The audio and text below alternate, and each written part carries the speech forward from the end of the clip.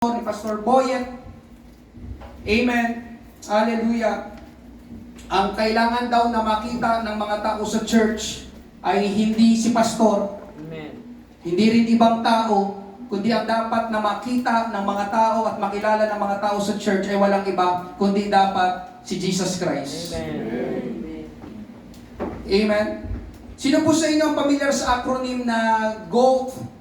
GOAT o Greatest of All Time. Mainit na debate ang nangyayari kapag pinag-uusapan ng tungkol sa GOAT dahil may kanya-kanya tayong opinion, pananaw, paliwanag at nagugustuhan. Halimbawa na lang, sino ang greatest inventor of all time?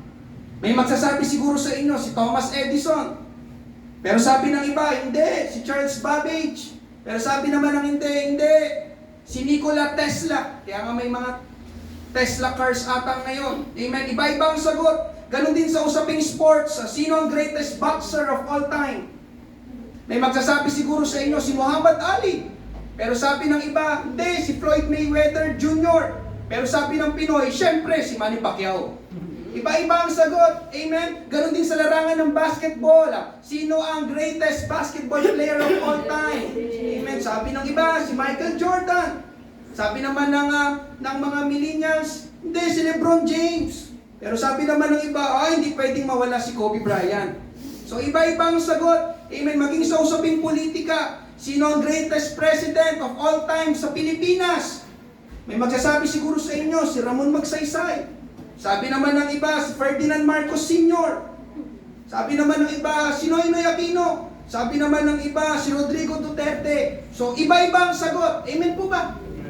Pero meron po akong sasabihin sa inyo na hindi na kailangang pagdebatihan.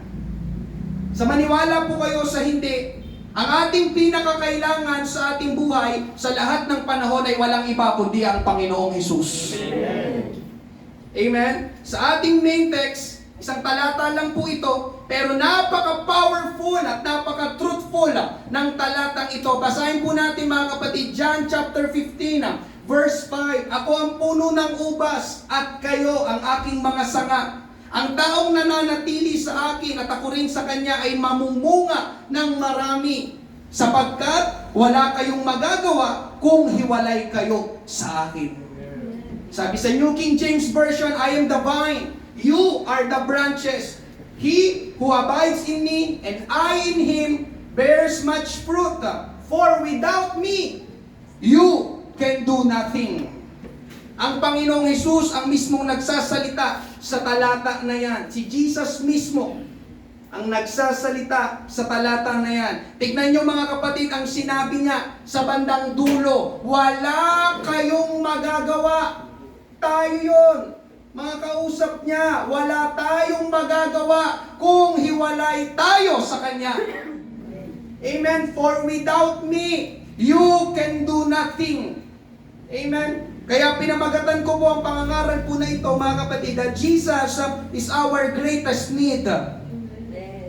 Jesus is our greatest need. Si Jesus ang ating pinakadakila o pinakakailangan sa ating buhay. Pwede niyong duktungan yan. Of all time. Jesus is our greatest need of all time. Amen. Dahil hindi lang sa piling panahon natin kailangan o kakailanganin ng panahon. Sa lahat ng panahon, kailangan natin ang Panginoong Hesus. Amen.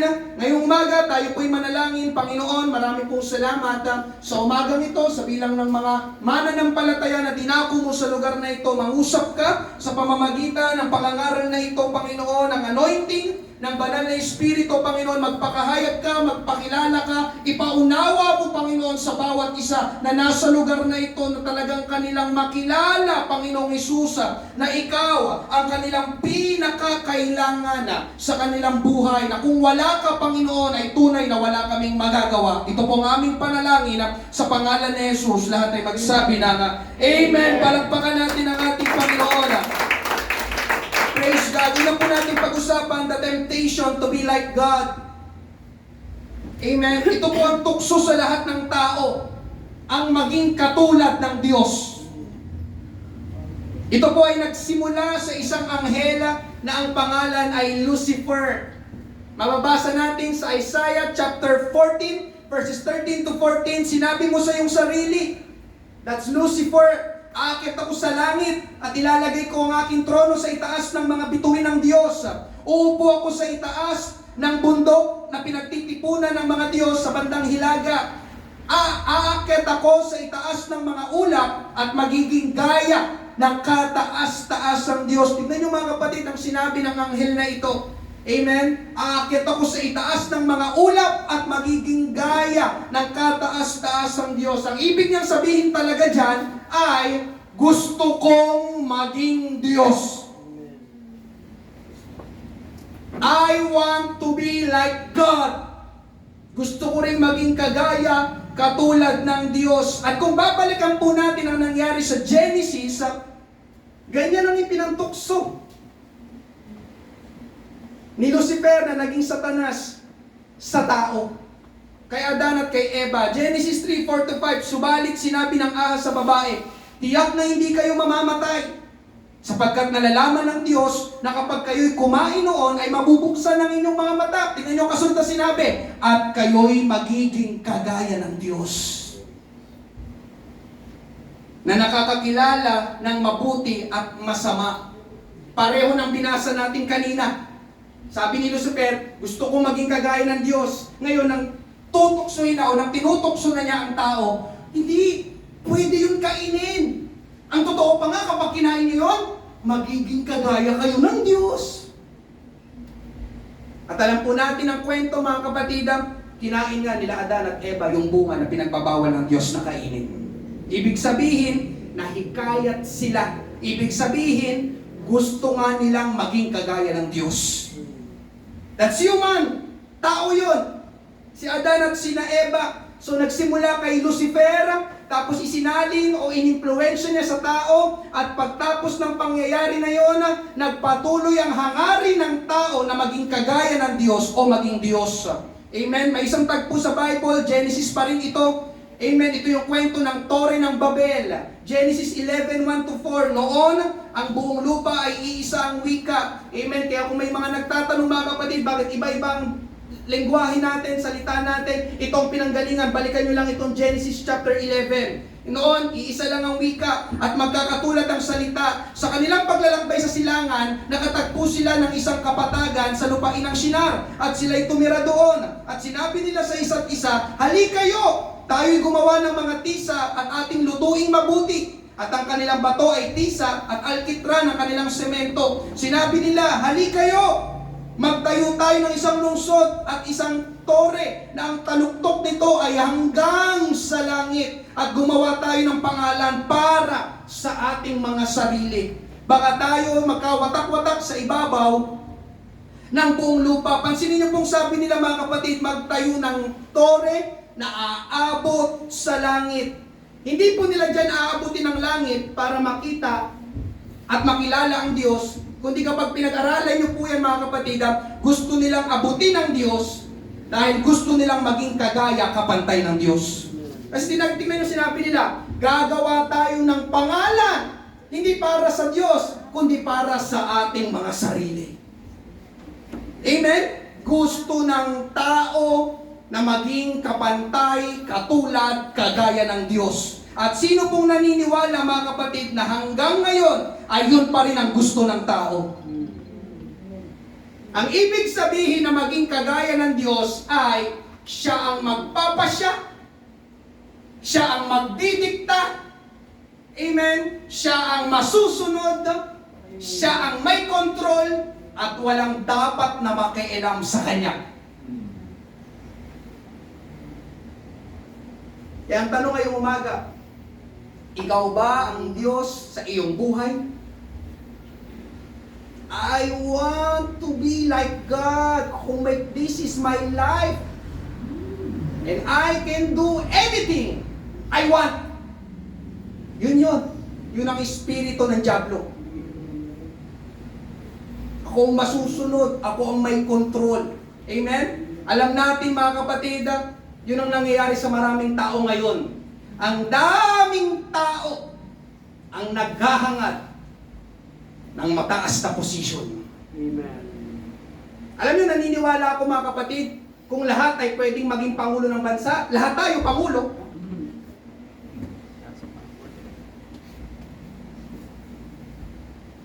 Amen? Alam niyo mga kapatid, kapag dumarating na yung panahon ng magpa-file na sila ng candidacy for president, marami nagpa-file, Amen. pero sinasala lang kasi kaya nababawasan. Amen. Pero mo, pag kahit na yung pagtinignan mo, tatakbo ng pangulo yun. Parang ganun, parang nagtitinda lang doon sa kabila. Kasi mga kapatid, innate sa atin yon. Gusto natin ng mataas na posisyon. I want to be like God. I want to be God. Amen? Pero alam nyo mga kapatid, amen? Ang ibig sabihin talaga ng gusto kong maging kagaya ng Diyos ay, pakinggan mo ito, hindi ko na kailangan ng Diyos. Amen.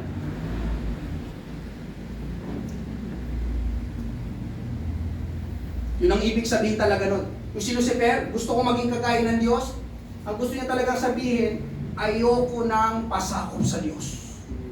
Siya ay anghel, creature lang. Nagpapasakop siya sa Creator. Dumating ang oras, nagmataas ang kanyang puso, no, gusto ko na rin maging kagaya ng Diyos. Amen? Pareho na kami ng Diyos. Diyos na rin ako. At kapag ako ay naging Diyos, bakit ko pa kakailanganin ng Diyos? Amen po ba? Amen. Kaya yun ang ibig sabihin nun.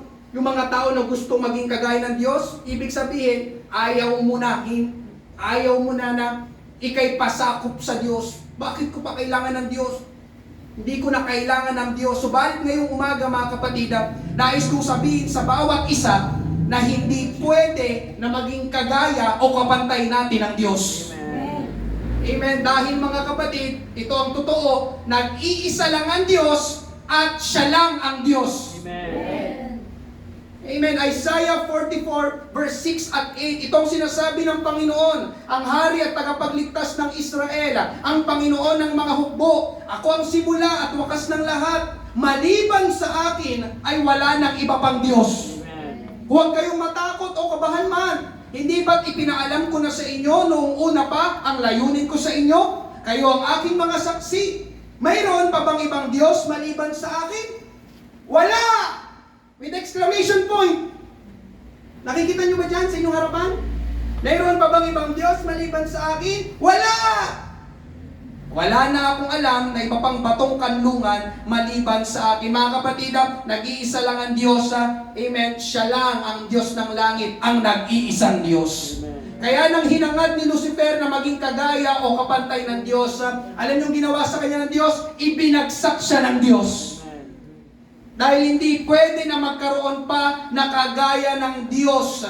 Amen? Ganon din ang nangyari sa Tore ng Babel. Yung kayo na sa Genesis chapter 11, kapag tinuloy niyo ang pagbasa doon, di ba sabi nila, magtayo tayo ng tore na aabot sa langit. Alam niyo, nang makita ng Diyos yung kanilang ginagawa, hindi pwede. Ano nangyari? Ibinagsak, ikinalat sila ng Diyos. At simula ng oras na yon, amen, nagkaroon sila ng iba-ibang wika na.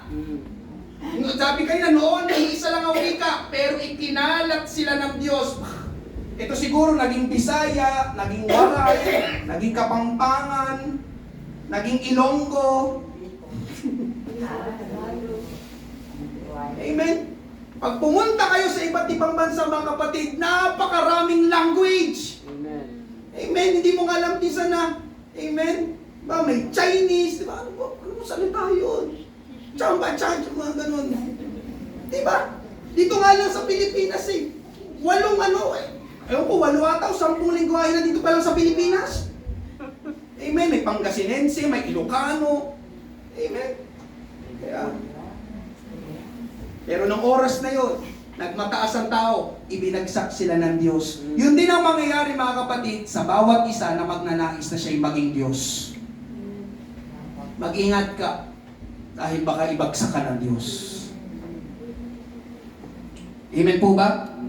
Amen. Ang ibig kong sabihin doon na gusto mo maging Diyos, yung siyang nasusunod sa lahat sa kanyang buhay at siyang gustong kumontrol ng kanyang buhay.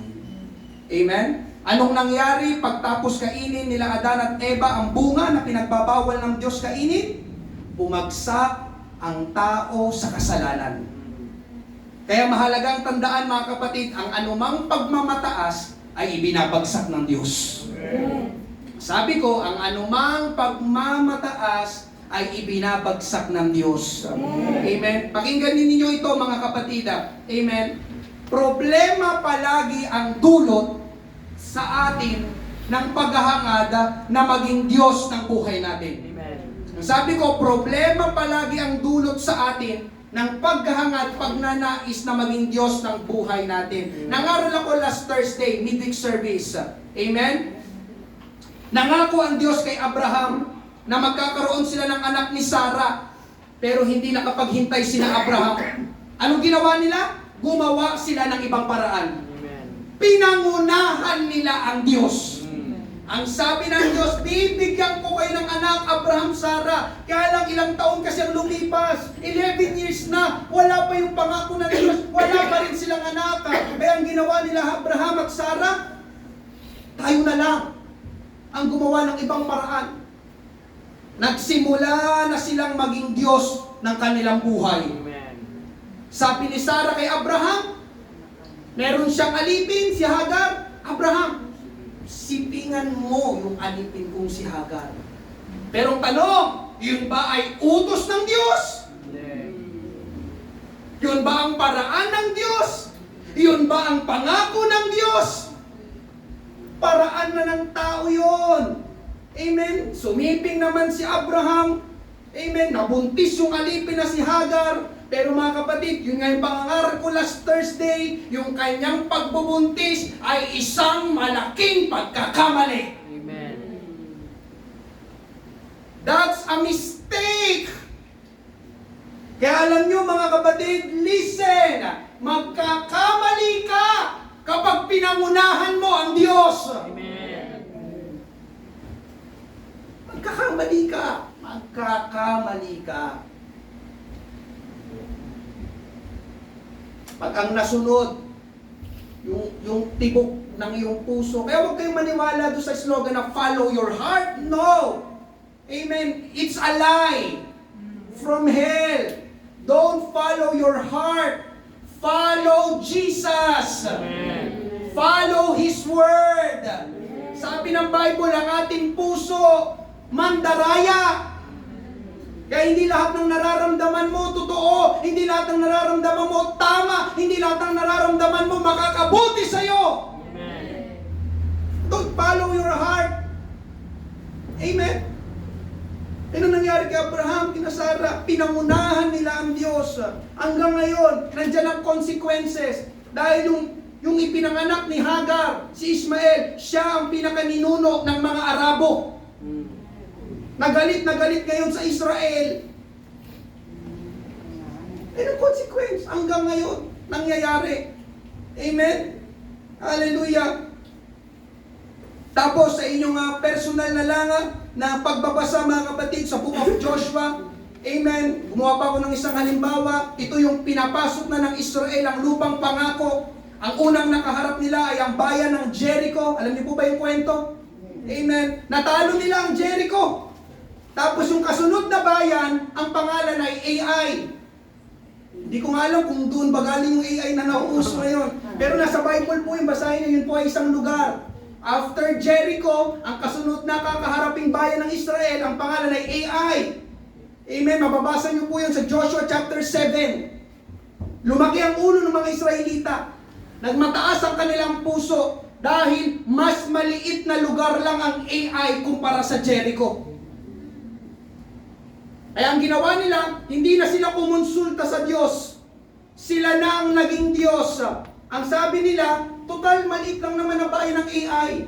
Magpadala na lang tayo ng konting tao. Ayos na yun. Amen? Pero mga kapatid, laking gulat nila, ang liit na bayan, pero natalo sila. Bakit? Dahil hindi na kasali ang Diyos. Nakalimutan nilang nanalo lang naman sila sa Jericho dahil pinangunahan at sinamahan sila ng Diyos. Ang Diyos ang talagang nagbigay ng pagtatagumpay sa kanila. Amen? Kaya mga kapatid, ang gusto ko pong ipunto dito sa unang punto nakalagay dyan sa inyong harapan, The root of all human problems began when people stop recognizing that God is God and they are not, and we are not. Amen. Amen. Sa Tagalog, ang pinakaugat ng lahat ng problema ng tao ay nagsisimula kapag ang tao ay tumigil ng makilala na ang Diyos ay Diyos at tayo ay hindi. Doon daw nagsisimula ang problema. Anong ibig sabihin niya? Sa madaling sabi, yun nga, ikaw na nagiging Diyos, pinapangunahan mo na ang Diyos. Diyan nagsisimula ang problema. Amen? Hallelujah! Mga kapatid, ito po ang gustong ipaunawa ng Diyos sa bawat isa, hindi tayo Diyos. At kailanman hindi tayo magiging Diyos. At dahil hindi tayo Diyos, hindi natin alam ang lahat. At dahil hindi natin alam ang lahat, hindi tayo pwedeng magtiwala sa ating sarili. Sa ating sariling kaunawaan, sa ating sariling kaalaman. Dahil kapag ginawa natin yon, mga kapatid, malaki ang posibilidad na magkakaproblema tayo katulad ng mga inihalimbawa ko sa inyo kanina. Amen. Sabi sa Jeremiah 17:5, ganito ang sabi ng Panginoon na sumpain ang tao na nagtitiwala sa tao. At ginagawang kalakasan ng laman at ang puso ay lumalayo sa Panginoon. Kaya alam nyo mga kapatid, yung mga taong nababalisa, nai-stress, nagkakaroon ng anxiety, depression, they failed to recognize God. Amen. They failed to recognize that there is God. Sinisimulan nilang ilagay ang mga bagay-bagay at pangyayari sa kanilang sariling kamay. Ano bang gagawin? Paano ba sisimulan? Ano bang susunod na gagawin? Sila na lang lahat kumikilos. Sila na lahat na nag-iisip, nagdidikta, gumagawa. Kaya ang resulta, yun nga, stress. Tapos maya-maya, anxiety na. Kasi yun na, depression. Kasi nakalimutan nila na hindi pala sila Diyos. Nakalimutan nila, hindi pala nila alam ang lahat. Pero pinipilit kasi nila. Amen po ba? Kaya ngayong umaga mga kapatid, amen, sinasabi ng Diyos sa bawat isa, hindi ka Diyos. Amen. Ang sabi ng Diyos, hindi ka Diyos. Amen. Siya ang Diyos. At ang dapat mong gawin ngayong umaga, magtiwala ka sa Diyos. Amen. Amen? Praise God. The temptation to be like God. Di, kaya ko na ito. Ano nangyari? Amen? Abuti na lang talaga. Mabiyaya ang Panginoon. Amen po ba? Hallelujah. Pangalawa, pag-usapan natin, Jesus is our greatest need. Praise God. Ito ang kailangan nating makuha. Ito ang kailangan nating maunawaan at ito ang kailangan nating matanggap ngayong umaga. Si Jesus ang ating pinakakailangan. Kailangan mga kapatid, bago ka lumabas mamaya sa lugar na ito, yan dapat ang nakasiksik sa iyong puso't isipan. Si Jesus ang ating pinakakailangan. Amen? Amen? Dahil una mga kapatid, Jesus is the God in the flesh. Amen. Si Jesus ang Diyos na nagkatawang tao. John chapter 1 verse 1 at 14. Sa simula ay ang salita at ang salita ay kasama ng Diyos at ang salita ay Diyos. Remember that, ang salita ay Diyos. Pagdating ng verse 14, at naging tao ang salita. At tumahang kasama namin at nakita namin ang kanyang kaluwalhatian. Kaluwalhatian gaya ng sa tanging anak, the Son of God's, anak ng Ama, puspos ng biyaya at katotohanan. Mga kapatid, unawain niyo po ito ang salita o sa ibang salingan, verbo, ang salita ay Diyos. At ang salita, naging tao. The Word became flesh. Anong ibig sabihin nun mga kapatid? Ang salita na Diyos ay naging tao. Nakuha niyo po ba? Ang salita ay Diyos. At ang salita na Diyos, naging tao. Sino yun? Si Jesus Christ. Amen. Kaya palagi yung naririnig sa akin sa mga pangangaral, di ba, malimit na babanggit ko, Jesus, the God in the flesh. Ang Diyos na nagkatawang tao. Amen? Oh, kung may magtatanong mga kapatid, mamaya, after the preaching, sasagutin ko. Alam ko naglalaro sa isipan nyo, bakit naging tao pa ang Diyos? Mamaya, sasagutin ko kung may gusto magtanong. Amen? Pero si Jesus, ang Diyos na nagkatawang tao na pumarito sa lupa. Hindi po siya, nilinawin ko, hindi po siya 50% God at 50% human. Jesus is 100% God and 100% human. Amen. Hindi naging kalahati ang kanyang pagiging Diyos. No, 100% pa rin ang kanyang pagiging Diyos. Amen? Kaya mga kapatid, kung si Jesus ang Diyos na nagkatawang tao, Jesus is the exact very likeness of God. Kung sino ang Diyos ng langit, ganoon ang Panginoong Hesus. Kung alam lahat ng Diyos, alam din lahat ng Panginoong Hesus. Kung walang imposible sa Diyos, wala ding imposible sa ating Panginoong Hesus. Dahil siya ang Diyos na nagkatawang tao. Amen po ba? At dahil si Jesus ang Diyos na nagkatawang tao, that means that Jesus is our greatest need. Amen. Amen? Dahil ang Diyos ang ating pinakakailangan sa ating buhay. Tama po ba? Amen? Kayo ng una mga kapatid. Amen? Bakit siya ang ating pinakakailangan? Because Jesus is the God in the flesh. Pangalawa, amen? Jesus shows us that He is. Ipinakita ni Jesus na siya nga. Na siya nga ang pinakakailangan natin sa ating buhay. Maraming beses mga kapatid, amen, madaming beses niya itong ipinakita at pinatunayan, amen, sa banal na kasulatan ng Diyos ang Bible. Kaya alam niyo mga kapatid, ang sarap magbasa ng Bible. Dito ipinapakita ng Panginoon kung sino siya at anong kaya niyang gawin. Amen? Ipinangaral ko noong nakarang linggo ang tungkol sa isang kasalan, nagkaroon ng mag-asawa ng problema at pangangailangan, naubusan ng wine na hinahanda sa mga kasiyahan. Amen? Nakatulad ng ganon ng kasalan, mabuti na lahat nandoon ang Panginoong Hesus. Jesus turned the water into wine. Ang paggawa po ng wine, mga kapatid, ay kinakailangan ng mahabang oras ng paghahanda. Pero ng oras din na yon, exactly, instantly, ng oras din na yon, ang Panginoong Hesus naghimala, yung tubig, bigla na lang naging wine. Amen? May isang ketongin, mga kapatid, ang lumapit sa ating Panginoon, Matthew chapter 8 verse 2, at lumapit sa kanyang isang ketongin, at lumuhod sa harapan niya, na nagsasabi, Panginoon, kung ibig mo ay malilinis mo ako. Ang sakit po na ketong noon, ay nakakahawa, nakakamatay, at walang lunas. Kaya kapag ang tao ay nagkaroon ng ketong noon, sa Bible times, parang katapusan na nila. Kaya ganun na lang mga kapatid, ang pagmamakaawa ng mga tao na may ketong noon.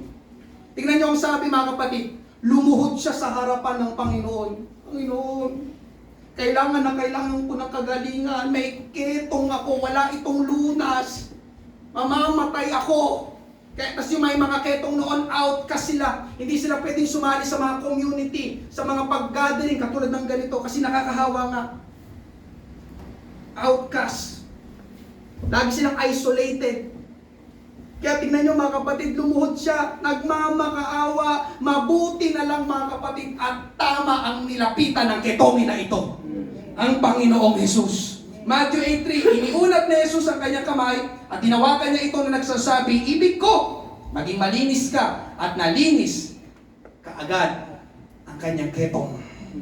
Nang oras na yon, gumaling din agad yung ketongin. Sa Matthew chapter 8 pa rin, sumakay si Jesus kasama ang mga alagad sa bangka para pumunta sa kabilang dako. Sa kalagitnaan ng kanilang paglalakbay, dumating ang napakalakas na bagyo na halos masira ang bangka na kanilang sinasakyan. Kaya natakot ang mga alagad para sa kanilang buhay. Sabi nila, mamamatay na tayo! Mabuti na lang at kasama nila ang Panginoon sa bangka. Matthew 8:26-27, sinabi niya sa kanila, ni Jesus, bakit kayo natatakot? Ngayong umaga, pwede ito rin ang sinasabi ng Panginoon sa iyo. Bakit ka natatakot? O kayong maliliit ang pananampalataya? Saan ka natatakot ngayong umaga? Anong kinakatakot mo ngayong umaga? Kaya't bumangon siya at sinaway ang mga hangin at ang dagat at nagkaroon ng lubos na kapayapaan. Kaya't namangha ang mga tao na nagsasabi, anong uring tao ito na maging ang mga hangin at ang dagat ay sumusunod sa kanya? Amen. Mga kapatid, kahit ang natural disaster, sumusunod sa Panginoon. Amen. Huwag kayo maniwala dun sa yung taga-Davao na sabi yan, stop. No, kasinungalingan. Si Jesus lang ang may kayang gumawa noon. Pinuhin niyo mga kapatid, sabi niya, malakas ang bagyo. Amen, sarap panoorin na eksena na yun, ano? Tumayo si Jesus. Sabi niya, tahimik. At tumahimik na ang bagyo. Amen. Grabe. Nagkaroon ng lubos na kapayapaan. Praise God. Pati ang natural disaster, sumusunod sa Panginoon. Baba pa tayo, Matthew chapter 8, may 2 tao na sinapian ng demonyo. Ibig sabihin ng sinapian, kinontrol. Sabi ng Bible, sila ay nananakit at napakabangis. Pero nang pumunta ang Panginoon sa kinaroroonan nila, napalaya yung 2 tao. Matthew 8:31, at nagmakaawa sa kanya ang mga demonyo na nagsasabi, kung palalayasin mo kami, ay papuntahin mo kami sa kawan ng mga Bible. Tignan nyo ito mga kapatid, grabe. Habang ginagawa ko itong sermon na ito, sabi ko talagang grabe ang Panginoong Jesus. Pero yung mga kapatid kanina, na, di ba, nagsimula sa water turning to wine, kagalingan ng ketong na walang lunas noon. Amen. Pangatlo, yung natural disaster. Tignan nyo naman ngayon mga kapatid, pati mga demonyo nagmamakaawa sa Panginoon. Andiyan pa ba kayo? Wala silang magawa sa Panginoon. Amen. Hallelujah. Praise God. Tapos sa Matthew chapter 14, ito yung nagpakain ng Panginoon ng 5,000 lalaki. Alam na po natin ang kwento. Hindi pa kasama ang mga babae at mga bata sa pamamagitan ng 5 tinapay at 2 isda. Amen. At naipangaral ko na rin mga kapatid, pati ang patay na binuhay ng Panginoon. Remember Lazarus? Siya ay 4 na araw ng patay. Amen. May ibig sabihin doon yung 4 days. Amen. Ibig sabihin ng 4 days ng patay, patay na talaga. Wala na talaga. Alam niyo mga kapatid, naniniwala ko doon sa nabuhay, ay namatay tapos sa buhay. Di ba? Meron ganoon eh, yung namatay na buhay. Pero totoo noon mga kapatid, namatay na buhay pero segundo lang. Ang gap, minuto lang ang gap. Di ba may ganoon? Parang namatay, tapos mga ilang segundo, parang na-revive ulit na buhay. Pero ito mga kapatid, balikan yung kwento ni Lazarus, 4 days nang patay si Lazarus. Ando na nga siya sa libingan eh. Amen? Pero alam nyo mga kapatid, binuhay ng ating Panginoon. At ito pa ang nakakamangha. Si Jesus, hindi siya gumamit ng CPR. Alam niyo CPR? Hindi siya gumamit ng anumang mga medical equipment para buhayin si Lazarus. Mga kapatid, napaka-powerful talaga ng ating Panginoong Jesus. Alam niyo ang ginawa ng Panginoon? Nagsalita lang siya. Lazarus, come out! Grabe. Pati ang patay, inutusan ng Panginoon. Kulat sila, oh. Grabe si Lazarus, di ba? Sa libingan lumalabas yung mga tao.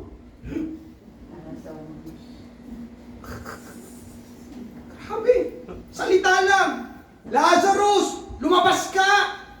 Kasi yung libingan po nila noon, yung parang style na kuweba. Sa Bible time. Amen. Ano pong pinapakita ng kwento naman ni Lazarus? Amen. Ito po yung mga kapatid, anumang tila wala ng pag-asa na kalagayan ay kayang buhayin, i-restore, bigyan muli ng pag-asa ng ating Panginoong Jesus. Patay na eh. Patay na. Sabi ng Panginoon, Lazarus, come out. Amen? So, anong gusto kong makita natin sa mga tagpo na ito mga kapatid? Nasa inyong harapan mga kapatid. When Jesus steps in sa iyong situation, sa iyong kalagayan, needs are met. Amen. Ang mga pangangailangan natutugunan. Amen. Lacks are filled. Ang mga kakulangan napupunan. And impossible becomes possible. Ang mga imposible nagiging posible. At ang panghuli sa lahat, everything changes for the better. Napabago ang lahat papunta sa mas mabuti. That's Jesus Christ. Palakpakan natin ang ating Panginoon. Amen. Hallelujah. Mga kapatid, gustong sabihin, gustong ipakita, at gustong patunayan ng Panginoon sa pamamagitan ng mga tagpo na dinaanan natin. Amen. Na siya ang pinakakailangan ng lahat ng tao. At hindi lang po yung totoo sa kanila, kundi pati sa atin. Ngayong umaga, mga kapatid, pwede nating maranasan sa ating mga personal na buhay ang Panginoong Hesus. Amen. Amen. Hallelujah. Thank you, Lord. Anong ginagawa ko sa Bible? Praise God. Ang sarap magkaroon ng Panginoong Hesus sa buhay. Amen. Needs are met, lacks are filled, impossible becomes possible, everything changes. For the better. Pwede natin sabihin, for the best. Amen. Uy, yung mga kapatid. Impossible becomes possible. That's Jesus. That's Jesus. Amen. Pwede man sabihin sabay-sabay, that's Jesus. That's Jesus. Praise God. At ikatlo, mga kapatid, dito ako mas tututok. Amen. Jesus makes it personal. Sa second point pa rin po ito, mga kapatid. Jesus makes it personal. Amen. Yung ating pangangailangan sa Panginoon, ginawa niyang personal. Gumamit siya ng paglalarawan. Yun yung ating main text. John 15:5. Ako ang puno ng ubas, at kayo ang aking mga sanga. Ang taong nananatili sa akin, at ako rin sa kanya, ay mamumunga ng marami. Sapagkat wala kayong magagawa kung hiwalay kayo sa akin. Bago ko po ipaliwanag ito, mga kapatid, dyan po tayo tututok. Ang needs ay iba sa wants. Hindi lang po sa spelling, kundi magkaiba talaga sila. Ang needs ay mga bagay na hindi tayo mabubuhay kapag wala tayo nun. Tulad ng pagkain, tubig, hangin, tahanan, pera, relationship. Lahat ng iyon, needs. Amen? Ang wants ay mga bagay na pwede tayong mabuhay kahit wala tayo nun. Tulad ng branded na sapatos. Kahit hindi branded ang sapatos mo, mabubuhay ka pa rin naman. Amen. Just want you to know. Hindi siya mabubuhay kayo. Pero hindi masama bumili ng branded ha, pero gusto ko lang sabihin. Amen? Isa pa, tulad ng latest cellphone. Kasi may mga tao na kahit isang taon pa lang cellphone nila, pero pag lumabas ng latest model, bibili sila. Para bang hindi sila mabubuhay kapag hindi latest ang cellphone nila. Amen, amen. Pero mga kapatid, just want you to know again, kahit hindi latest ang cellphone mo, mabubuhay ka pa rin naman. So, naunawaan niyo na po kung anong need sa wants. Amen. Amen? At gusto ko pong sabihin ngayong umaga, mas mahalaga ang needs sa wants. Amen. Baka po kasi mapagbaliktad nyo eh. Mas mahalaga ang needs sa wants. Amen? Marami tayong needs sa ating buhay. Pero ang pinag-uusapan natin ngayong umaga ay yung greatest need. Kapag sinabing greatest, hindi po ito yung kape. Pag sinabi pong greatest, ito po yung mas higit kaysa sa iba. Ito yung nasa tuktok, nasa taas, nasa unahan. Number one. Marami po tayong needs. Can you say amen? Amen. But I want you to know, mga kapatid, si Jesus ang ating greatest need. Amen. I will say it again. Marami tayong needs. Amen. Pero si Jesus Christ ang ating greatest need. Amen. Amen po ba? Pinakakailangan. Dapat siyang nasa tuktok, nasa taas, nasa unahan. Ipapaliwanag ko po sa inyo sa pamamagitan ng talata na sinabi mismo niya ng ating Panginoong Hesus. Sabi ni Hesus, ako ang puno, kayo ang sanga, tayo ang sanga. Inilarawan ng Panginoon ang relasyon natin sa Kanya sa pamamagitan ng puno. At ngayong umaga, naniniwala ko 100%, nakakita na po kayo ng puno. Amen. Sino po ang hindi pa nakakita ng puno? Ipapatur ko kay Brother Ogie. Sa bahay nila may mga puno silang katabi. So ang puno ay merong mga sanga. Amen. Tama ba? Baka mali si pastor. Ang sanga, listen na, mahalaga po ito. Sabayan niyo ako mga kapatid ha, ang sanga kapag naputol sa puno at nalaglag, malalanta, masisira, at mamamatay. Amen. Tama po? Pero pansinin niyo ito mga kapatid ha, pansinin niyo ito. Di ba, kahit ang sanga, maputol at malaglag, meron pa rin namang lupa na babagsakan niya, soil. Masisinagan pa rin siya ng araw. Mabubuhusan pa rin siya ng tubig kapag umuulan. At makakalanghap pa rin naman siya ng hangin. Amen. Dahil ang hangin is everywhere. Amen. Tama po ba ako? Tama ba? Pag nalaglag pa yung sanga, wala na siyang araw, wala na siyang hangin, wala na siyang tubig, wala na siyang soil. Amen? So mga kapatid, yung lupa, araw, tubig, hangin, yun ang kailangan ng sanga para mag-survive. Sabihin na natin, para mabuhay, di ba? Amen? Pero, mamamatay pa rin ang sanga sa oras na maputol at malaglag ito kahit may lupa, may araw, may tubig, may hangin pa rin na natatanggap niya. Okay, na-imagine nyo po? May araw, may tubig, di ba kahit nandun na siya sa lapag, may araw, may tubig, may hangin, pero pag naputol siya, nahiwalay sa puno, namamatay pa rin. Amen? Anong ibig sabihin po nun, mga kapatid? Amen? Mahalaga sa sanga ang lupa, araw, tubig at hangin.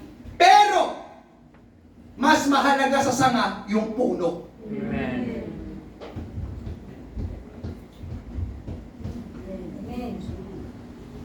Kasi sa oras na maputol at mahiwalay ang sanga sa puno, kahit may lupa, kahit may araw, kahit may tubig, kahit may hangin na matatanggap ang sanga, mamamatay pa rin yung sanga. Ang sanga kapag nahiwalay sa puno, mamamatay. Pero ang puno, mawala ng sanga, nananatili pa rin buhay. Amen. Nakita na ba kayo ng puno na lagasan ng sanga, namatay na rin? Oh, wala na akong mga sanga. Pero ang sanga kapag nahiwalay sa puno, namamatay. Amen? So ibig sabihin mga kapatid, ang puno ang pinaka-kailangan ng sanga. Amen. Mahalaga yung mahalaga kailangan ng sanga yung araw, tubig, lupa, hangin. Pero mas kailangan o pinaka-kailangan ng sanga yung puno. Amen? Ang pinaka-source of nutrients, minerals, and vitamins ng sanga para mabuhay ay yung puno. O nandoon sa puno. Kaya sa madaling sabi mga kapatid, listen, kung wala ang puno, walang magagawa ang sanga. Ganda ng illustration ni Jesus. Kung wala ang puno, walang magagawa ang sanga. Kahit pa may araw, may tubig, may hangin kang nalalanghap. At yun, ang gustong iparating ng Panginoon sa bawat isa ngayong umaga. Amen. Marami tayong pangangailangan Amen. at totoo yun. Pero higit sa lahat ng pangangailangan natin, meron tayong pinakakailangan. And His name is Jesus Christ. Yon ay ang Panginoong Jesus. Jesus makes it personal sa bawat isa. Yung lupa, araw, tubig at hangin sa sanga, sa atin, yun naman ang trabaho, negosyo, edukasyon, pera, relasyon, at marami pang iba sa ating buhay.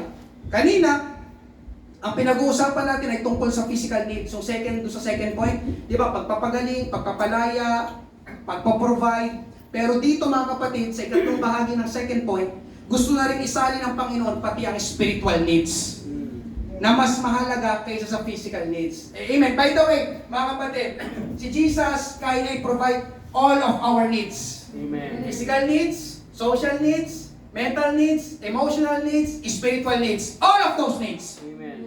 Amen po ba? Pero dito mga kapatid, tumutok tayo dun sa isinali na rin ng Panginoon pati ang spiritual needs na mas mahalaga kaysa sa physical needs. Ano yung spiritual need na kailangan ng bawat tao? Ano yung spiritual need na kailangan ng bawat tao? Parang naririnig ko na, pakilakasan na lang. Ano po yung spiritual need na kailangan ng bawat tao? Starts with letter S. Salvation. Narinig ko na. Narinig ko na. Pakilakasan. Salvation. Pakilakasan. Salvation. Pakilakasan. Salvation. Kaligtasan. Kasi kahit may trabaho ka, hindi ka kaya iligtas ng trabaho mo. Kahit may negosyo ka, hindi ka kaya iligtas ng negosyo mo. Kahit may edukasyon ka, may mga achievements ka, hindi ka kaya iligtas ng mga bagay na yon. Tanging si Jesus lang ang makakapagligtas sa atin. Amen po ba? Amen. Salvation, kaligtasan, ito po'y patungkol na sa langit. Dahil lahat ng tao ay mamamatay.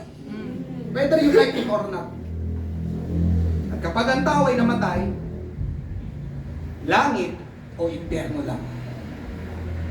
At para ang tao ay maligtas at magmana ng buhay na walang hanggan sa langit, si Jesus lang ang kailangan. I will say it again, si Jesus lang ang kailangan. Amen. No other name besides the name of Jesus. Si Jesus lang ang makakapagligtas sa atin, si Jesus lang ang makakapagdala sa atin sa buhay na walang hanggan sa langit. John 14:6, sinabi sa kanya ni Jesus, si Jesus mismo nagsabi, ako ang daan at ang katotohanan at ang buhay. Sino man ay hindi makakarating sa Ama, kundi sa pamamagitan ko, sabi ni Jesus. Dalawang bagay po ito mga kapatid. Una, ang Diyos ay Diyos. Ang kailangan natin ay ang Diyos. Ang lahat ng kailangan natin ay nasa Diyos. Tapos sabi ni Jesus, ako ang daan papunta sa Diyos. Ang Diyos ang pinakakailangan natin. Sabi ni Jesus, I am the way to the Father. I am the way to God. You want God? Then you need me.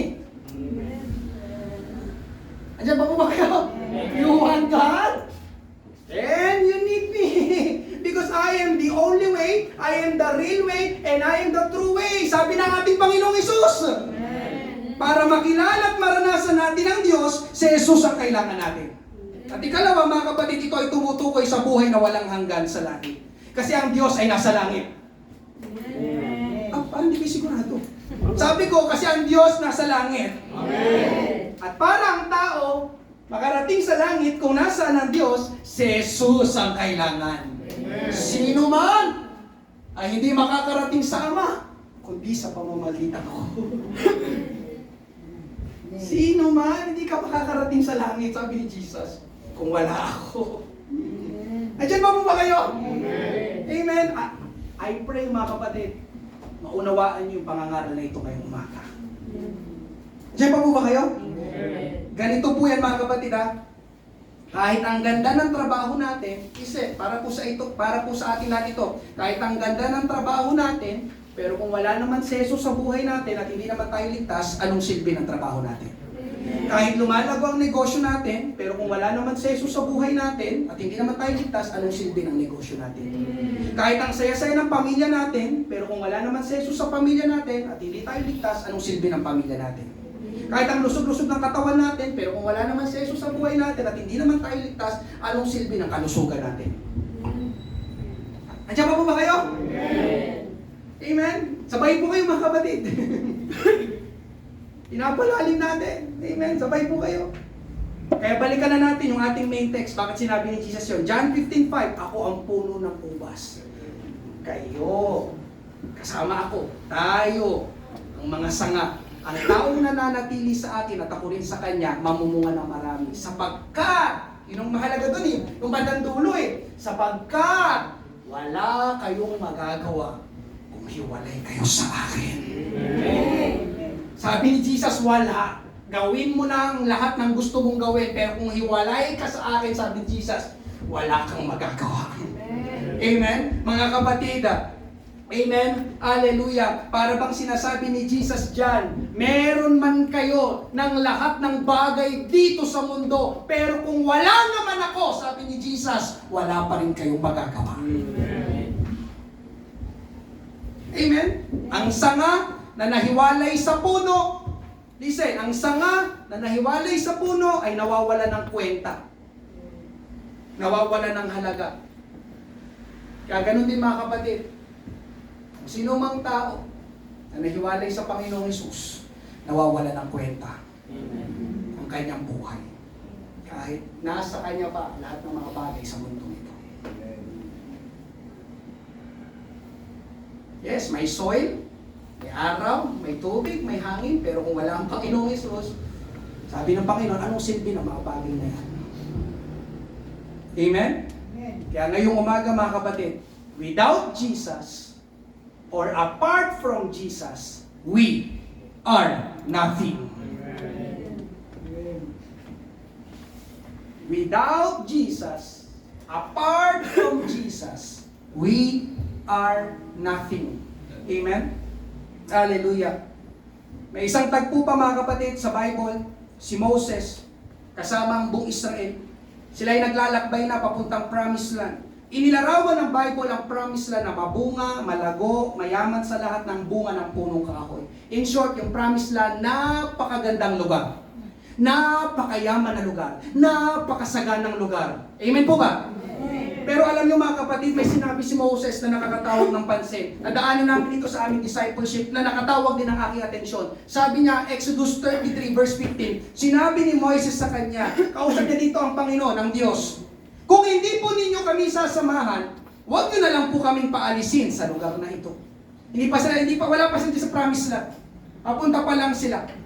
Pero sabi ni Moses, Panginoon, kung hindi niyo po kami sasamahan sa lugar na yon, huwag niyo na lang po kami papuntahin sa lugar na yon. Amen. Amen? Dito na lang kami, Panginoon. Para kay Moses, mga kapatid, ganito yan. Kahit anong ganda at yaman ng lupang pangako, pero kung wala naman doon ang Diyos, o hindi naman nila kasama ang Diyos, huwag na lang. Amen? Ulitin ko, ang sinasabi po ni Moises dyan, kahit anong ganda ng Promised Land, kahit anong yaman, sagana ng Promised Land, pero kung hindi naman namin kasama ang Diyos doon, kung wala naman ang Diyos doon, wag na lang. Okay na kami dito, Panginoon. Basta kasama ka namin. Yun yung sinasabi ni Moses, may lupang pangako. Pero sabi ni Moses, ang gagawin ko sa lupang pangako kung hindi ko naman kasama ang Diyos? Amen po ba? Kasi kapag naubos na lahat ng pananim doon sa lupang pangako, paano na tayo? Hindi ka natin kasama ang Diyos. Sino magpapala sa atin doon? Amen po ba? Kasi ang blessing, mga kapatid, hindi kaya mag-produce ng another blessing. Ang kaya mag-produce ng blessing ay yung blesser, which is God. Kaya huwag mo habulin ang blessing. Palagi mo habulin ay ang blesser. Hindi kaya mag-produce ng blessing ng another blessing. Ang kaya lang mag-produce ng blessing ay yung nagpapala. Sa kanya nang gagaling ang blessing. Amen? Nandiyan pa po ba kayo? Amen. Ang ganda ng perspective ni Moses. Kaya ngayong umaga mga kapatid, hindi na kailangan pagdebatihan. Jesus is our greatest need. Pangatlo, mabilis na lang po ito. Talagang doon po ako nag-focus sa second point. Ikatlo, demonstrating our need. Paano natin ipapakita na talagang ang Panginoon ang pinakakailangan natin? Una, seek God first. Una, seek God first. Amen. Hindi ko na po nilagay dyan. Seek God first. Kung ang Panginoon ang pinakakailangan natin, abay, dapat ang Panginoon ang unahin natin. Amen. Amen? Tama po ba? Ang Panginoon ang pinakakailangan natin, di dapat. Ang Panginoon na dapat palaging unahin natin. Amen? Kaya alam niyo mga kapatid, yung ganyang pinapakita natin, kahit masama ang panahon, kahit maulan, yan ang pagpapakita ng Panginoon. Di ba? Mahirap bumiyahe, pero grabe, kailangan na kailangan kita. A-attend pa rin ako ng church. Pag sinabing pinaka, di ba? Parang hindi, gusto ko talaga magpinaka, kailangan ko yun eh. Amen? Matthew 6:33, ngunit hanapin muna ninyo ang kanyang kaharian at ang kanyang katuwiran at ang lahat ng mga bagay na ito ay pawang idaragdag sa inyo. Sabi lahat ng mga bagay. Alam niyo kung ano yun? Yan yung mga pangangailangan mo. Yan yung mga inaalala mo. Yan yung mga iniisip mo. Yan yung mga pinag-aandaan mo. Sabi ng Diyos, amen, pag inuna mo siya, idadagdag na lang niya. Nandiyan pa po ba kayo? nurse. Kaya alam niyo mga kapatid, last Sunday may umaten sa ating bisita, dalawa. Sabi ko sa kanila bago kami magkahiwalay, hanap kayo ng church na madadaluhan.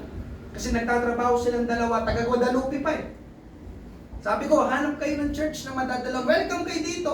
Pero kung nalalayuan kayo, maganda makahanap kayo ng church na madadaluhan. Kung saan lalago kayo spiritually at magkakaroon kayo ng personal and intimate relationship sa ating Panginoong Hesus. Sabi ko sa kanila mga kapatid ganito, may trabaho sila. Isip nila palaging trabaho, pati Sunday ata, gusto na magtrabaho. Sabi ko sa kanila, yes, mahalaga ang trabaho. Sabi ko sa kanila, pero mas mahalaga ang Panginoon. Sabi ko sa kanila, yes, kailangan natin ng trabaho. Tama po ba? Pero, mas kailangan natin ang Panginoong Hesus. Yun ang sinabi ko sa kanila. Nandiyan pa po ba kayo? Ikalawa, trust Jesus. Huwag palagi sarili ang pagtiwalaan. Ang Panginoon ang pagtiwalaan natin. Amen po ba? John 2:5, sinabi ng kanyang ina sa mga lingkod, gawin ninyo ang anumang sabihin niya sa inyo. Kasama po ito sa pangangaral na Sunday. Ito po ay sa eksena ng kasalan. Andun si Maria, yung earthly mother ni Jesus. Di ba? Wala nang wine. So namang problema na yung mag-asawa, ano yung gagawin natin? Lumapit ngayon. Kilala ni Maria si Jesus eh. Sabi niya, alam ko, lahat ito, kaya nitong tugunan. Ito ang anak ng Diyos. Amen? Lapit siya, pero sinaway siya ni Jesus, hindi pa dumarating ang oras ko, sabi niya kay Maria. Ang ginawa ni Maria, lumapit siya doon sa mga katiwala. Kung anong sabihin niya, yun ang gawin ninyo. Sabi sa mga katiwala, kung anong sabihin nun, ayun, tinuro niya siguro kung anong sabihin nun, sundin ninyo. Yun nga, lumapit si Jesus, nagpahanda siya ng mga tapayan, nalalagyan ng tubig, at yung, biruin mo, nilagay nila tubig, pero pagsilip nila, wine na! Kasi, sumunod, nagtiwala sila sa ating Panginoong Hesus. Sabi niya, sige, may sukat yun. Sige, may bilang pa, lagyan ninyo ng tubigan, sabi ni Jesus. Eh, paano kung nagmagaling makatiwala? Sino ba yan? Tayo inutusan nito. Bisita lang naman siya. Bisita lang kasi Jesus doon. Tayo inutusan nito. Parang mas magaling pa sa atin. Mga sundi! Ha? Baka nainom lang hindi wine, baka burak. Pero mabuti na lang, nakinig at tiwala sila sa ating Panginoon. Amen po ba? Mga kapatid, huwag natin ipagpilitan kung anong gusto lang natin. Dahil baka yung gusto natin ay ikapahamak natin. Diyan pa po ba kayo? Amen? Kung ano ang kalooban ng Panginoon sa atin, doon tayo. Dahil siguradong ang kalooban ng Panginoon, siguradong makakabuti sa atin. Amen? Magtiwala sa Panginoon. Amen po ba? Magtiwala sa kanyang mga salita. Amen. At ikatlo, ito yung panghuli, live with Jesus. Mamuhay tayo kasama ang Panginoon. Hindi lang sa church, kundi lalo na pagdating sa bahay. Dapat kasama pa rin natin ang Panginoon pati sa bahay. Dapat namumuhay pa rin tayo sa Panginoon kahit sa bahay. Amen. Amen po ba? Ito ang magandang balita ngayong umaga mga kapatid. Hanggang ngayon ay buhay ang Panginoong Hesus. Hebrews 13:8, si Yesu Cristo ay hindi nagbabago. Praise God. Kung ano siya noon, ganoon din siya ngayon at magpakailanman. Kung ano ang ginawa ng Panginoon noon sa Bible, ginagawa pa rin ng Panginoon hanggang ngayon. Kung ang Panginoon ang pinakakailangan nila noon, ang Panginoon pa rin ang pinakakailangan natin ngayon. Ang Panginoon nagmamalasakit, nagpapagaling, nagpo-provide, nagpapala, nagpapalaya, nagliligtas hanggang ngayon. Dahil hindi nagbabago ang ating Panginoon. Kaya ngayong umaga, mga kapatid, itong mensahe ng pangangaral. Kung wala ang Panginoong Hesus, wala kang magagawa. Malakas na loob ko itong sinasabi, wala kang magagawa. Without Jesus, you are nothing. Patapon ng ating buhay, walang kwenta, walang halaga. Gumamit siya ng paglalarawan ng puno at ng sanga. Amen po ba? Ngayong umaga mga kapatid, Jesus is our greatest need of all time. Palakpakan, purihin natin ang ating Panginoon. So, umaga ito, habang bawat isa na kayo po, praise God. Walang nakatingin sa iyong katabi. Hallelujah. Panginoon, ito ang dapat naming maunawaan. Tanggapin ngayong umaga, Panginoon. Kung wala ka, wala kaming magagawa. For without you, or apart from you, kung hiwalay kami sa iyo, Panginoon, walang saysay ang buhay. Ikaw, Panginoon, ang lahat ng aming pangangailangan, Panginoon, ay nasa iyo. Ikaw yung puno, kami ang mga sanga. Dapat palagi kaming nakakonekta, nakakapit sa iyo, Panginoong Jesus. You are our greatest need. Meron po bang first time ngayong umaga? Hallelujah. Kailangan mo si Jesus. Meron po ba ngayong umaga? Tanggapin mo ang ating Panginoon. Hallelujah. Kung wala, tayo mag-altar call. Dalangin ka. Amen. Kausapin mo ang ating Panginoon. Humingi ng tawad sa mga oras na pinagpipilitan mo yung sariling kagustuhan. That you want to be like God. Pero hindi yun pwede. Nagkakaproblema tayo sa oras na ilagay natin ang mga bagay-bagay sa ating sariling mga kamay. We need God. Jesus is our greatest need. Nubuksan po natin ang ating altar. Amen. Ano man yan na kailangan mo, hingin mo sa ating Panginoon. Panginoon, Jesus, you are my greatest need. You, greatest. Not just my need, but my greatest need. Panginoong Jesus, lahat, Panginoon. Binanggit kanina isa-isa.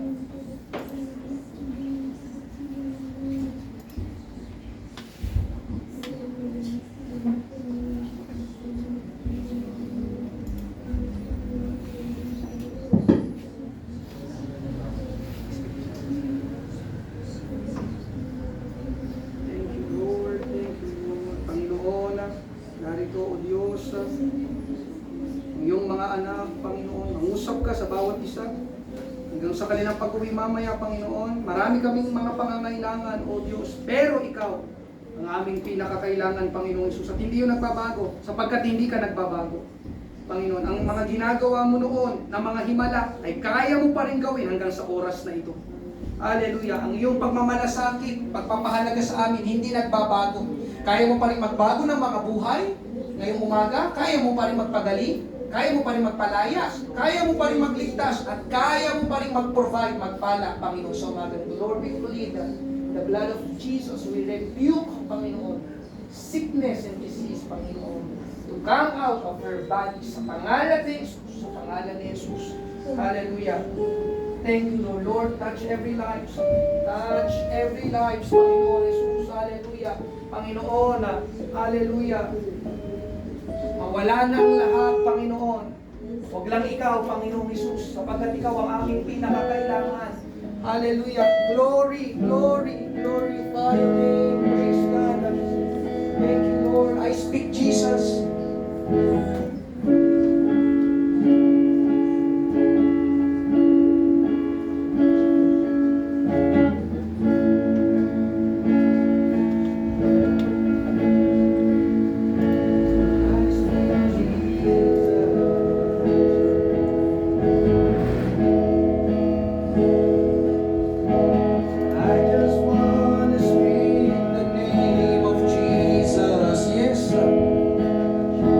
Till every dark addiction starts to break,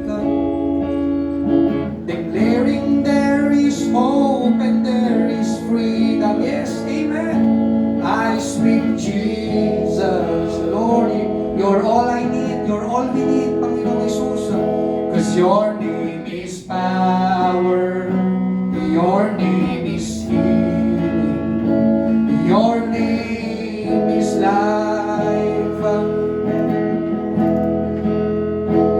Break every stronghold, shine through the shadows, burn like. Ay, magsita yung lahat, sabay-sabay natin gamitin. I just wanna speak up the name of Jesus.